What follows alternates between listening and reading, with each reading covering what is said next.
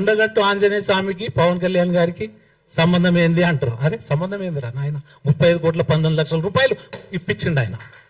మీరే ఎక్కడ పోయారు? మళ్ళీ ఇన్నేళ్ల నుంచి అన్ని ప్రభుత్వాలు ఉన్నాయి కదా, అన్ని ప్రభుత్వాలు ఉన్నాయి. ఇక్కడ రాజశేఖర్ రెడ్డి గారు గవర్నమెంట్ లో 10 ఏళ్ళు పరిపాలించారు, గత ప్రభుత్వాలు పరిపాలించినాయి, కేసీఆర్ గారు 10 ఏళ్ళు పరిపాలించారు. వాళ్ళకి గుర్తుకు రాలే కొండగట్టు ఆంజనేయ స్వామి తాన భక్తులు ఎంతమంది ఇబ్బంది పడుతురో? భక్తులు ఎందుకు ఇబ్బంది పడాలి? తెలంగాణ ప్రాంతం కాదు, మహారాష్ట్ర నుంచి వస్తారు, కర్ణాటక నుంచి వస్తారు, ఒరిస్సా నుంచి వస్తారు, కేరళ నుంచి వస్తారు, తమిళనాడు నుంచి వస్తారు. అంటే ఆపుదామా? మీరు ఎక్కడ తీసుకోబోతున్నారు తెలంగాణని? అంటే మీ నలుగురు వల్ల తెలంగాణకు చెడ్డ పేరు రాబోతుంది. అర్థం చేసుకోండి. ఆ రోజులు ఈ రోజులు కావు. ఆ రోజు ఏదో నడిచిపోయింది. ఈ రోజు ప్రతి సెకండ్లో ఎవరు ఏంది అనేది తెలిసిపోతుంది. ఎవరు నైజాం ఏంది, ఎవరు ఏం చేస్తున్నారు అనేది తెలిసిపోతుంది. ప్రజలు అంతా ఆలోచన పరులు అయిపోయారు. మీరేదో చెప్తే, మీరేదో రౌండ్ టేబుల్ మీటింగ్ పెడితే వినే పరిస్థితి లేరు ఈరోజు. దయచేసి అర్థం చేసుకోండి. మీరు మాట్లాడిన భాష నేను మాట్లాడొచ్చు. నేను బోడబండ బస్తీలో పుట్టినోని, గలీజ్గా మాట్లాడతాను. నేను గలీజ్ అంటే ఇక చచ్చిపోతారు వాళ్ళు ఊరేసుకొని చావాలి, అంత గలీజ్గా మాట్లాడతా. నేను ఎవరికి ఏమన్నా అయ్యకు భయపడలే. 2014లోనే జనసేన జెండా మోసి ధర్నా చౌక్ మీద 1000 మందితోటి ధర్నా చౌక్ సాధించిన వ్యక్తులం మనం. ఎక్కడ పోయిరా వీళ్ళంతా ఉన్నారు? ఆ రోజు ధర్నా చౌక్ దగ్గర లాఠీ దెబ్బలు 2000 మంది పోలీస్ బందోబస్తు ఉంటే వాళ్ళని ఛేదించిపోయి ఆ ధర్నా చౌక్ ని ఈ రోజు అదే ధర్నా చౌక్ లా టీఆర్ఎస్ పై ధర్నాలు చేస్తుంది. టీఆర్ఎస్ బ్యాన్ చేస్తే జనసేన అక్కడ ధర్నా చౌక్ ఓపెన్ చేయించింది. ఇది మా చరిత్ర. మేము అన్ని అంశాలలో రాము. ఇంటర్ విద్యార్థుల గురించి రోడ్ల మీద పడ్డోళ్ళం, గంజాయి డ్రగ్స్ మీద ఒక రోజు దీక్ష చేసిన వాళ్ళం. మొన్న పేలగా ఏదైతే ఉగ్రవాదులు దాడి చేస్తే దాని మీద పెద్ద ఎత్తున జనసేన పోరాటం చేసింది. అటువంటి భావాలు ఉన్న పార్టీ మాది. అంతేగాని పనికి మీకు ఎంత దమ్ము ధైర్యం ఉంటే అక్బరుద్దీన్ వయసు ఏమన్నాడు 10 నిమిషాలు ఏంటి చూసుకో. ఏమైందిరా పై శాతగాలే మొలితాడు లేదా మీకు? మొగోలు కాదా? మాట్లాడడానికి రాలే, రౌండ్ టేబుల్ సమావేశం పెట్టడానికి రాలే. ఎందుకంటే అది వేరే రకంగా వెళ్తుంది. మేము ఈరోజు హిందూ ధర్మం గురించి పోరాటం చేస్తున్నాం. మేము నిలబడతాం. ఎక్కడ ఏ గుడిలో ఇబ్బంది అయినా మేము నిలబడతాం. మా జనసేన అధినేత పవన్ కళ్యాణ్ గారితో పాటు మేముంటాం. ఇవాళ భారతదేశం అంతా ఒకటే మాట నడుస్తుంది. అది మీ అందరు తెలుసు. లెఫ్ట్ భావాలు లెఫ్ట్ అయిపోయిన రాళ్ళు మొత్తం దేశం అంతా ఎక్కడ లేరాలిగా అయిపోయింది. లెఫ్ట్ భావాలు ఉన్న లెఫ్ట్కి వెళ్ళిపోయారు. ఈరోజు భారతదేశంలో ఒక ప్రధాని మంత్రి, అదేవిధంగా కేంద్ర హోంశాఖ సహాయ మంత్రులు మాట్లాడితే మీరు ఈయనేదో ఆడు ఉన్నట్టు, ఈయనేదో దాచుకొని విన్నట్టు ఈయన వచ్చి చెప్తాడు. ఈయననే సృష్టిస్తాడు. ఈయననే మాట్లాడిండు నాగేశ్వరరావు గారు. ప్రొఫెసర్ అంటే చాలా ఈయననే మళ్ళీ విడ్రా అని ఒక ఛానల్లో కూర్చొని చెప్పిండు. విడ్రా అన్నాడు, మళ్ళీ వచ్చి రౌండ్ టేబుల్ సమావేశం పెట్టిండు. ఎక్కడ కూడా జనసేన అధినేత శ్రీ పవన్ కళ్యాణ్ గారు, అదేవిధంగా మా కేంద్ర కార్యాలయం నుంచి లీగల్ ఎక్కడ కూడా ఆయన మీద మేము కేసులు పెట్టలే. ఆయన అంటే ఇష్టపడే వాళ్ళు చాలా కోట్ల మంది ఉంటారు. ఉంటే వాళ్ళు ఎవరో కేసు లేదని పెట్టిండొచ్చు. అది కూడా మేము పార్టీ నుంచి అఫీషియల్ ఎక్కడ పెట్టినామా? వచ్చేసింది ఆంధ్ర పోలీస్ వచ్చేసి. ఆంధ్ర పోలీస్ ఏంటి, తెలంగాణ పోలీస్ ఏంటి రా పోయి? పోలీసే. ఆంధ్ర అయితే, తెలంగాణ అయితే, ఒరిస్సా అయితే, తమిళనాడు అయితే, కర్ణాటక అయితే, జార్ఖండ్ అయితే, జమ్మూ కాశ్మీర్ అయితే.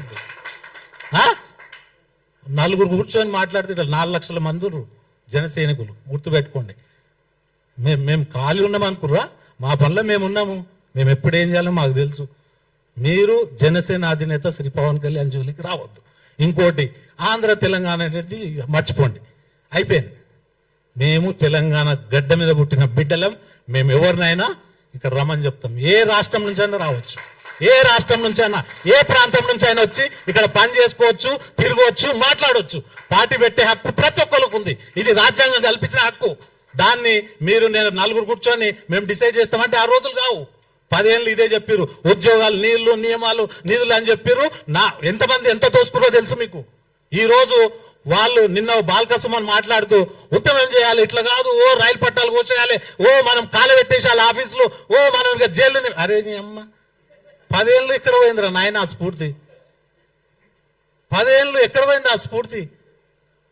10 ఏళ్ళు నువ్వు ప్రభుత్వంలో ఉన్నావు, ఎమ్మెల్యే ఉన్నావు, ఎంపీ అయినావు, అప్పుడు ఏం గుర్తుకు రాలే. మళ్ళా ఇది కొత్త డ్రామా. దీని వెనుక చాలా మంది రాజకీయానికి రక్తపు ముద్దలు తిని అలవాటు పడ్డ రాబందులు రాజకీయం చేస్తున్నారు. ఇది మీరు అర్థం చేసుకోవాలి. మేము జనసేన సదాగా మేము ఏ మీటింగ్ ఉన్నా మేము సొంత డబ్బులు వేసుకునే పనిచేస్తాం. ఈ రోజు కాదు, 2014 నుంచి పార్టీ పెట్టినప్పటి నుంచి మాకు నేర్పించిన ఘనత అది. ఎక్కడ కూడా రూపాయి కూడా మేము ఏ ఒక్క వ్యక్తి దగ్గర, ఏ ఒక్క కాంట్రాక్టర్ దగ్గర తీసుకోలేదు. ఇది చరిత్ర. మీరు ఎవరన్నా ఉంటే తెలుసుకోండి. ఎందుకు చెప్తున్నా అంటే నేను బలంగా చెప్పే విషయాలు ఇవన్నీ. అదేవిధంగా జనసేన అధినేత శ్రీ పవన్ కళ్యాణ్ గారు తెలంగాణలో అడుగుపెట్టిన తుఫాన్, అది కొట్టుకోబోతారు తుఫాన్. ఆయన కదిలితే 1,00,000 మంది కదులుతారు. రూపాయి కూడా ఇయ్యం మేము. మిగతా పార్టీల లెక్క ఏది బీరు బిర్యానీ పైసలు ఇస్తే ఆ మీటింగ్ లో కూడా ఉండరు, ఉరుకుతుంటారు. ఆ ఎండ ఉరుకుతుంటారు. బగ ఎండ మండుతుంటే కూడా అట్లనే నిలబడతారు. అసొంటి కార్యకర్తలు ఉండరు బైసాబ్ మా దాంట్లో. అర్థం చేసుకోండి, ఇది కొత్త తరం రాజకీయం. ఇది మీ లెక్క లత్కోర్ రాజకీయాలు పవన్ కళ్యాణ్ చెయ్యడు, కాదది. అందుకే మేము అందరం అలేనైనాం. ఇంతమంది వరంగల్కి వెళ్ళి నాగేష్, ఇక్కడ చాలా మంది, ఇట్లా చాలా మంది ఉన్నారు. ఎందుకంటే నల్గొండ నుంచి రవీందర్ రావు, మల్కాజ్గిరి నుంచి ఇట్లా చాలా మంది రాజకీయాన్ని చూసి బెజారైపోయి ఒక కొత్త తరం రాజకీయం గురించి ఎదురు చూసి వచ్చిన వాళ్ళు. మేము నిజంగా చెప్తున్నా, ఓట్లకు కూడా మేము పైసలు ఇవ్వలే, ఓట్లకు కూడా రూపాయి ఇవ్వలే. నాకు 5,000 ఓట్లు పడ్డాయి తాండూరు నుంచి పోటీ చేస్తే.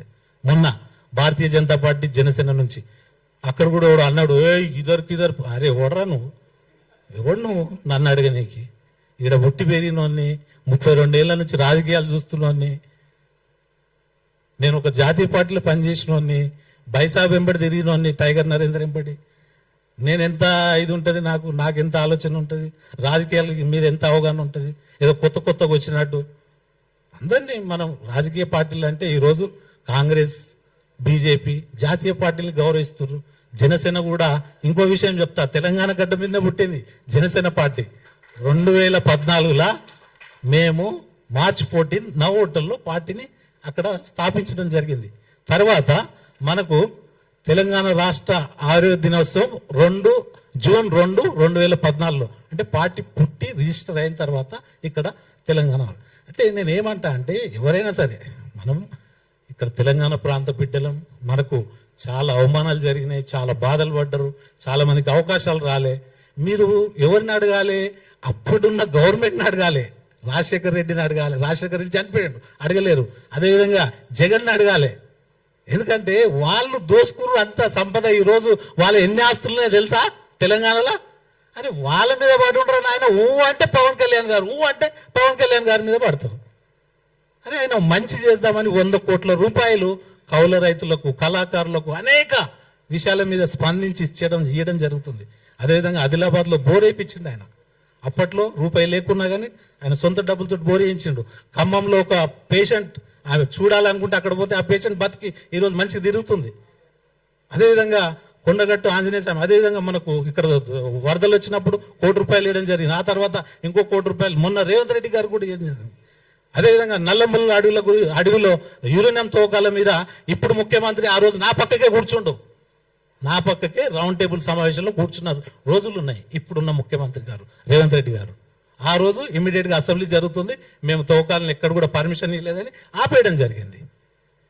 అటువంటి అంశాల మీద ఆయన ఫైట్ చేసిండు.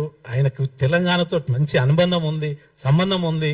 అటువంటి వ్యక్తిని ఇంకోటి, మనం తెలంగాణ ఇక్కడ అన్ని రాష్ట్రాల ప్రజలు ఉంటారు. ఇక్కడ అందరూ ఉండే ఇది ఎవరు అయ్యే జాగిరి కాదు ఇది. తెలంగాణ హైదరాబాద్లో అన్ని, ఇప్పుడు కొంతమంది తమిళనాడు వాళ్ళు ఉన్నారు, ఒరిస్సాలో ఉన్నారు, రాజస్థాన్ వాళ్ళు ఉన్నారు, బై బర్త్ ఎప్పటి నుంచో ఉన్న వాళ్ళు ఉన్నారు ఇక్కడ. అవన్నీ మనం గమనించాలి. అదేవిధంగా ఇటువంటి అంశాల మీద తెలంగాణ ఆంధ్ర అనే దాన్ని పులి స్టాప్ పెడదాం. ఇప్పటికైనా ఆలోచించండి. తెలంగాణను అభివృద్ధిలో ముందుకు తీసుకెళ్లే ప్రయత్నం చేద్దాం. అక్కడ ఆంధ్రప్రదేశ్ అభివృద్ధిలో వాళ్ళు ముందుకు వెళ్తున్నారు. సో మనం ఏదున్నా కానీ పని చేసుకుంటూ ఏదన్నా సమస్య వచ్చినప్పుడు మంచి గురించి మీరు రౌండ్ టేబుల్ సమావేశాలు పెట్టండి. ఒక వ్యక్తిని తిట్టనికి మీరు ఎక్కడెక్కడికి వెళ్ళి, అందులో ఒక ఆయన డైరెక్ట్ చెప్పిన వ్యక్తి, నేను రాజశేఖర్ రెడ్డి హయాంలో చైర్మన్గా ఉన్నా అని చెప్పిండు. అది మీరు గమనించాలి. అంటే ఈ ఏ డైరెక్షన్లో జరుగుతుందో తెలుసు. ఇప్పుడు మా నాయకుడిని మీరు అంటే మేము ఊరుకోవాలన్నా? ఎంతవరకు ఊరుకోవాలి? వచ్చినవాడు వచ్చినట్టు మాట్లాడుతుంటే. సో నేను ఏమంటా అంటే ఇటువంటి అంశాలని జాగ్రత్తగా, సున్నితమైన అంశాలు ఇవి, చాలా జాగ్రత్తగా మాట్లాడాలి. ఎవరైనా నువ్వు అరే అంటే చెప్పురా అంటే నేను, అంతేనా? మన తెలంగాణలో ఏమంటాం? ఏమరా అంటే చెప్పురా అంటాం. బైసాబ్ అంటే ఆ చెప్పు బైసాబ్ అంటాం, అంతేనా?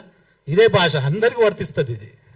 మీరు మాట్లాడేటప్పుడు భాష మంచి మాట్లాడి మేము కూడా చాలా మంచిగా మాట్లాడతాం. మీరు ప్రెస్ మీట్ పెట్టి లేనిపోని దాన్ని, అదేవిధంగా డీజీపీ గారికి ఒక విషయం చెప్తున్నా, సివి ఆనంద్ గారికి మీడియా మిత్రుల ద్వారా నేను తెలియజేస్తున్నా, ఇక్కడ ఈ రాష్ట్రంలో మళ్ళా విద్వేషాలు రెచ్చగొట్టి 2 రాష్ట్రాలుగా విడిపోయి ఎవరు వాళ్ళు అభివృద్ధి చెందాలని ఆశిస్తున్నాం మేము.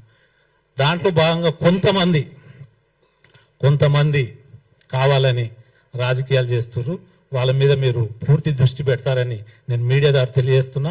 అదేవిధంగా ఏపీ కానీ తెలంగాణ కానీ ఏ ప్రాంతంలో అయినా సరే హైదరాబాద్లో రావచ్చు, ఉండొచ్చు, బిజినెస్ చేసుకోవచ్చు, ఏదైనా చేయొచ్చు. ఇది దీనికి ఎవరైనా అడ్డుపడితే జనసేన అడ్డుకుంటుందని మీ ద్వారా తెలియజేస్తూ నేను ఇంతటితో ప్రెస్ మీట్ని ముగిస్తున్నాను.